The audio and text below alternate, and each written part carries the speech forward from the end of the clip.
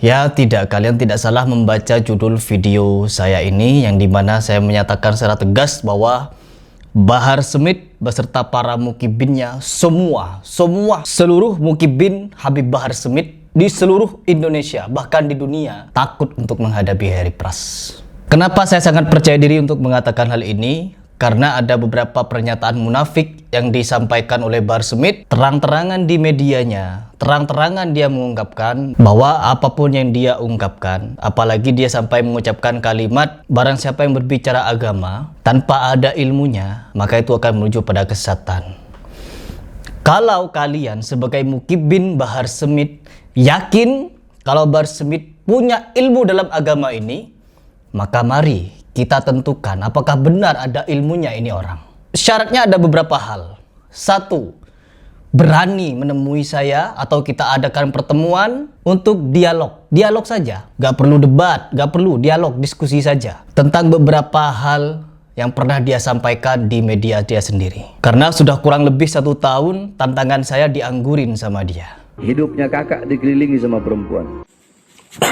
Katanya dia ini pemberani, teman-teman. Katanya dia ini jenderal. Katanya dia ini garang. Kalau harga dirinya diinjak-injak, dia kemanapun datang. Ke Kresek datang. Bang, abang, saya dari dulu nggak pernah bang bikin rusuh, bikin kacau nggak pernah. Tapi kalau masalah harga diri saya ditantang, saya datang. Saya nungguin tuh di tempat sepi dari tadi, makanya sampai rame begini. Saya kan nungguin dari tadi, mana satu dulu. Ini abang nih. Ke Minahasa datang. Andi Rompas. Bilang sama dia, Ana udah sampai ke tempat dia tuh di Minahasa. Suruh dia coba sampai ke tempat Ana di Wonasa, di Manado. Kau nak orang potong-potong bala dua apa dia? Dekat dengan saya sebenarnya Bahar Smith ini. Kenapa tidak ada keberanian? Oh jangan salah, Heri Pras mentang-mentang punya ilmu silat. Bukan ilmu silat ini.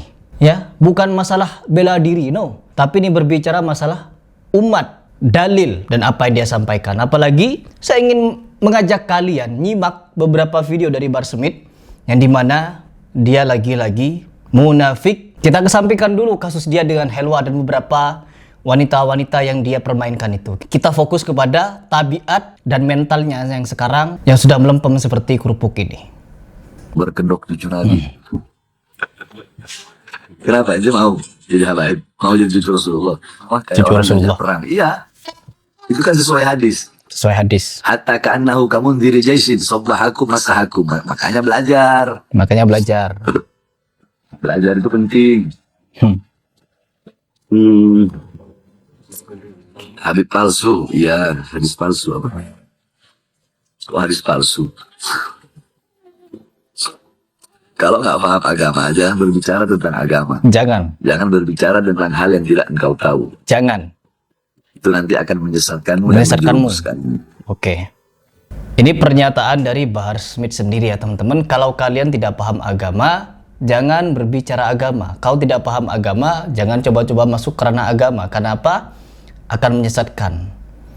Habib Bahar, Anda pernah menyatakan tentang fadilah membaca surah Yasin, yang dimana kata Anda kelak di akhirat Allah akan membangunkan 99 istana, dan setiap istana ada 99 pintu, dan setiap pintu ada 99 kasur, dan setiap kasur ada 99 bantal, dan di setiap 99 bantal ada 99 bidadari. Ketika seseorang membacakan Yasin, Rasulullah SAW berkata fadilah daripada Yasin, siapa yang membaca Yasin, Allah Subhanahu wa Ta'ala akan menyediakan di surga 99 istana yang temboknya terbuat dari emas putih, tanahnya terbuat dari kasturi. Di setiap satu istana ada 99 kamar. Di setiap satu kamar ada 99 ranjang. Di setiap satu ranjang 99 kasur. Di setiap satu kasur 99 bantal. Di setiap satu bantal 99 bidadari yang Allah persiapkan bagi orang yang membaca Yasin. Pernyataan ini Anda gembar-gemborkan di berbagai macam panggung ceramah Anda.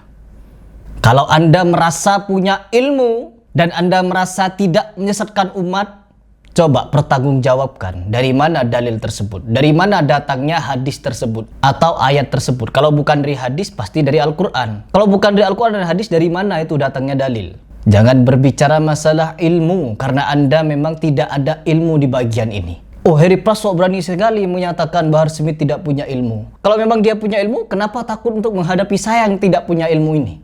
Kan rata-rata Muhyiddin Habib awal-awal saya menentang Bahar Smith, apa yang terjadi di kolom komentar? Harry Pras bukan tandingan Bahar Smith. Harry Pras tidak akan bisa berbicara dalil dengan Bahar Smith. Harry Pras begini, Harry Pras begitu. Bahkan tantangan saya dialihkan. Tantangan saya untuk pembuktian dalil yang dimana dia gembar-gemborkan di berbagai macam majelisnya. Tapi sampai kepada Bahar dan para mukibin konyolnya itu menyatakan kalau saya nentang fight.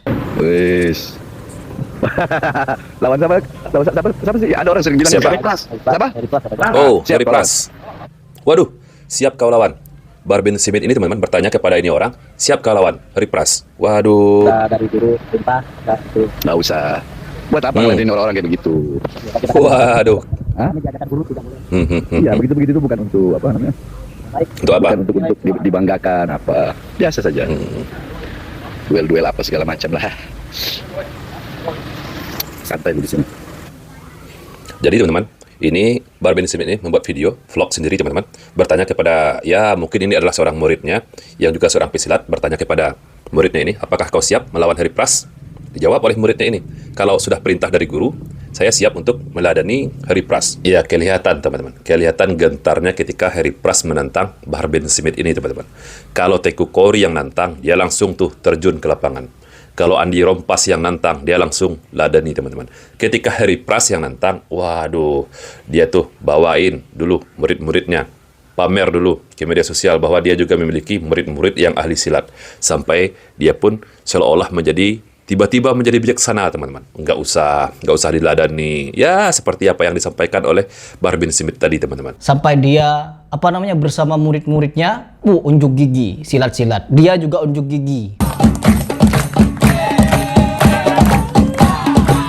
Saya bukan takut fight Bahar. Saya bukan takut ribut dengan Anda. Saya bukan takut baku hantam dengan Anda, bahkan dengan murid-murid Anda. Saya tidak ada rasa takut sama sekali. Tapi menang fight di dunia, belum tentu kita selamat di akhirat. Jago kita fight di dunia, belum tentu kita jago menghadapi mungkar nakir. Apalagi banyak mendustai umat, banyak membodohi umat, banyak nipu umat. Belum lagi Anda menyatakan nasab Anda katanya generasi keturunan ke-38, ke-39, ke-28, 29. Bapaknya, abah, punya abah keturunan ke-33. Berarti Anda itu keturunan 34. Jika Anda mengakui Bahar bin Smith, cucu Nabi yang ke-28, berarti Anda salah. Karena ia mengaku cucu Nabi yang ke-38. Loh, Habib kok ngaku cucu ke-28? Ana waktu itu baru bangun tidur. Yang benar Ana 38, bukan 28. Dan jika Anda mengakui Bahar Smith cucu ke-38, berarti Anda juga salah. Karena ia mengaku cucu Nabi yang ke-37. Ana cucu Nabi Muhammad yang ke-37. Lalu jika Anda mengakui Bahar Smith cucu Nabi ke-37, Anda tetap salah. Karena ia mengaku cucu Nabi yang ke-29.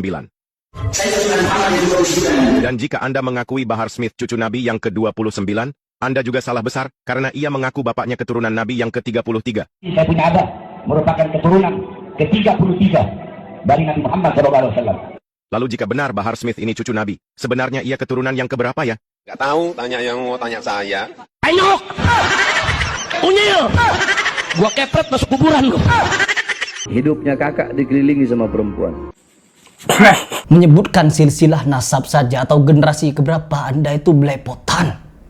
Seharusnya kalau memang mau dihitung, Anda saja belum genap Anda umur 50 tahun. Paling tidak sampai atau kurang lebih 40 tahunan Anda ini usia. Tapi sudah memiliki 4 anak dan itu pun sudah ada yang besar. Perhatikan, kalau Anda mau hitung-hitungan, kalkulasi, matematika, bayangkan kalau 100 tahun, Anda bisa punya 4-5 generasi. Artinya kalau dikalkulasi selama 1400 tahun, seharusnya Anda bukan ke-38, apalagi 28. Ngaco itu. Harusnya Anda ke-75 atau ke-80 generasinya. Kenapa bisa 38? Kenapa generasi-generasi yang ada di Indonesia yang mengaku keturunan Nabi Sallallahu Alaihi Wasallam pada generasi 30 gak nyampe 40? Ini kekonyolan nasab kalian yang diaku-akui sampai kepada Rasulullah SAW, sampai dibela mati-matian sama Ustadz Abdul Somad, sama Ustadz Adi Hidayat. Membabi buta mereka membela. Barang siapa yang tidak percaya pada habaib, mereka ini Yahudi, komunis. Orang yang mengecam Al-Habaib Ba'alawi, maka sesungguhnya dia sudah meruntuhkan Ratib Al-Hattab, Ratib Al-Haddad. Kerjaan siapa ini? Kerjaan komunis. Karena yang benci kepada zuriat Nabi SAW hanya orang yang tidak bertuhan. Padahal yang Yahudi, ya mereka sendiri kebanyakan oknum-oknumnya. Yang komunis sama didengkot, sesepuh para habaib. Yang namanya anggota PKI itu kan kaum buruh, kaum petani dan nelayan yang diketuai oleh para habaib, yaitu yang gembong-gembong PKI kan Yaman semua, itu habaib semua, habaib Fahrul Barakbah, habaib Ahmad Sufyan Barakbah, habaib DN Al-Aidid, habaib Musa Al-Munawar. Jadi nggak tepat. Kalau orang Cina kan pedagang, pengusaha, investor. Jadi dia sukanya yang bebas, liberal, bukan komunis yang diatur-atur. Kalau komunis kan banyak diatur-atur gitu, sehingga kegiatan bisnisnya jadi tidak lancar gitu. Mereka sukanya bebas, mengambil keuntungan gitu loh. Jadi jangan makanya ya, tidak ada gembong PKI itu dari Cina, nggak ada gitu. Gembong PKI ya dari Yaman, habaib gitu. Jadi jangan PKI teriak PKI gitu. Apa gak mikir? Semakin banyak cakap seperti Ustaz Abdul Somad membela habaib, semakin Allah tampakkan. Apa belum terang benderang fakta seterang ini kepada umat, terutama kepada Mukibin yang dulu awal-awal doyan sekali komentar di channel saya, nyerang, memfitnah, neror, ngancam. Kemana sekarang kalian? Seperti ini, ya, ngaku-ngaku sebagai keturunan Nabi. Konyol ya, bener-bener konyol ini. Jadi mau sampai kapan, Bahar? Anda mau sampai kapan sembunyi dari saya? Mau sampai kapan Anda ngumpet dari tantangan saya? Ya, sampai beberapa kali saya ucapkan, kalau memang Anda jago fight, dan Anda harus fight dulu untuk menyampaikan apa dalil itu, ayo kita tentukan. Ya, jangan ngumpet terus, katanya jagoan. Kalau harga diri dihina, kemanapun Anda datang. Apakah tantangan saya ini tidak menghina? Apakah karena saya ini tidak mencaci maki Anda, lalu Anda tidak mau menerima tantangan saya? Ditantang ribut kesana sini datang, ditantang dialog ilmiah, ngumpet kemana-mana. Mikir kalian para muhibbin.